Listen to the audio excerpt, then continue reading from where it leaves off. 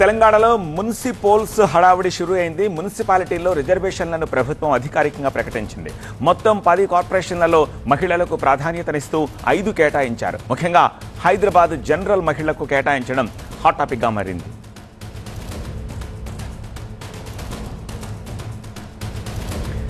పది మున్సిపాలిటీల్లో నల్గొండ, ఖమ్మం, నిజామాబాద్ జనరల్ మహిళకు కేటాయించారు. మహబూబ్ నగర్ బీసీ మహిళ, అలాగే Mancherial, Karimnagar BC general, Ramagundam SC, Kothagudem ST, GHMC general మహిళకు కేటాయించారు. రాష్ట్ర వ్యాప్తంగా ఉన్న మున్సిపాలిటీ రిజర్వేషన్లలో బీసీలకు పెద్దపీట వేశారు. మొత్తం బీసీలకు 38 మున్సిపాలిటీలను కేటాయించారు. అందులో బీసీ మహిళలకు 19 కేటాయించారు. ఇల్లందు, జగిత్యాల, కామారెడ్డి, బాన్స్వాడ, మెదక్, ములుగు, దేవరకొండ, గజ్వేల్, దుబ్బాక, పరిగి, నర్సంపేట, కాగజ్నగర్, దేవరకద్ర, చెన్నూరు, కొల్లాపూర్, అచ్చంపేట, ఆలేరు, ఆత్మకూరు, కొత్తకోట మున్సిపాలిటీలను బీసీ మహిళలకిచ్చారు. ఇక జనగాం, భూపాలపల్లి, నాగర్ కర్నూల్, తాండూర్, హుజూర్ నగర్, సిద్దిపేట సహా మరికొన్ని మున్సిపాలిటీలు బీసీ జనరల్ కేటగిరీలో ఉన్నాయి.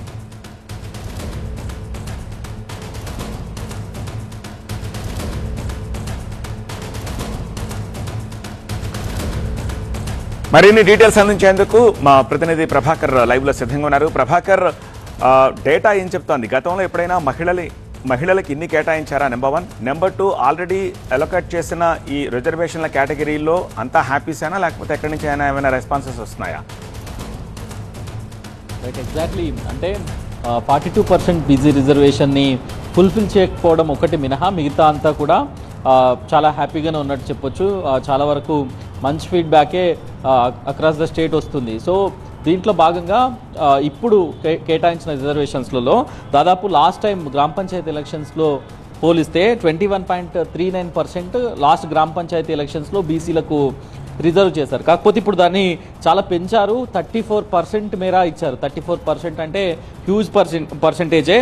2011 సెన్సస్ ప్రకారం ఎస్సీ ఎస్టీలను ఖరారు చేస్తే 2023 ఏదైతే గవర్నమెంట్ వచ్చిన తర్వాత డెడికేటెడ్ కమిషన్ వేసి సిపిఎక్ సర్వే చేసిందో దాని ఆధారంగా బీసీ రిజర్వేషన్లను తేల్చారు. దాంట్లో 50% మహిళలకు కేటాయించారు. చాలా కార్పొరేషన్స్లో మున్సిపాలిటీ 121 మున్సిపాలిటీలు 10 కార్పొరేషన్లలో మహిళలకు కేటాయిస్తూ అటు 34%ను ఇటు బీసీలకు కేటాయించారు. 42% రిజర్వేషన్స్ ఇద్దామనుకున్నా కూడా మనకు తెలుసా టెక్నికల్ ఇష్యూస్ అన్నీ కూడా ఇప్పటికే ప్రెసిడెంట్ దగ్గర పెండింగ్లో ఉంది బిల్లు. అట్లాగే సుప్రీంకోర్టులో కేసు నడుస్తున్న నేపథ్యంలో 42% ప్రభుత్వం ఇవ్వలేకపోయినందువల్ల దాన్ని పార్టీ రిజర్వేషన్స్తో అకామిడేట్ చేయాలి, కాంపెన్సేట్ చేయాలి అనేది అయితే ఆలోచిస్తున్నారు. 34% ఇప్పుడు ఇచ్చినారు కనుక ఇంకొక 8% కాకుండా అవసరమైతే 50% ఏబో రిజర్వేషన్స్ వచ్చేలాగా బీసీలకు వచ్చేలాగా, అంటే పార్టీ టికెట్స్ని బీసీలకు ఇచ్చేలాగా ఏర్పాట్లు చేస్తుంది.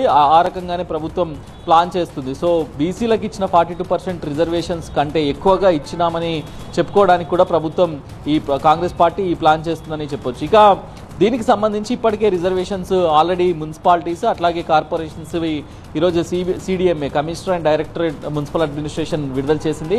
కలెక్టరేట్ లెవెల్లో అక్కడ ఉన్న లోకల్ డివిజన్స్, వార్డ్స్, మున్సిపాలిటీలలో అయితే వార్డ్స్, కార్పొరేషన్లలో డివిజన్స్ ఈ సాయంత్రానికి కంప్లీట్ అవుతాయి. అక్కడ పూర్తి స్థాయిలో దాన్ని రిజర్వేషన్స్ అలకేట్ చేస్తారు. సో అలకేట్ చేసిన తర్వాత స్టేట్ ఎలక్షన్ కమిషన్కి ఆ లిస్టును పంపిస్తారు. సో గవర్నమెంట్ కూడా ఇప్పుడున్న ఒక లెటర్ ఇవ్వాల్సి ఉంటుంది స్టేట్ ఎలక్షన్ కమిషన్కు. దాని బట్టి ఎలక్షన్ నిర్వహణకు ఎలక్షన్ కమిషన్ సిద్ధమవుతుంది.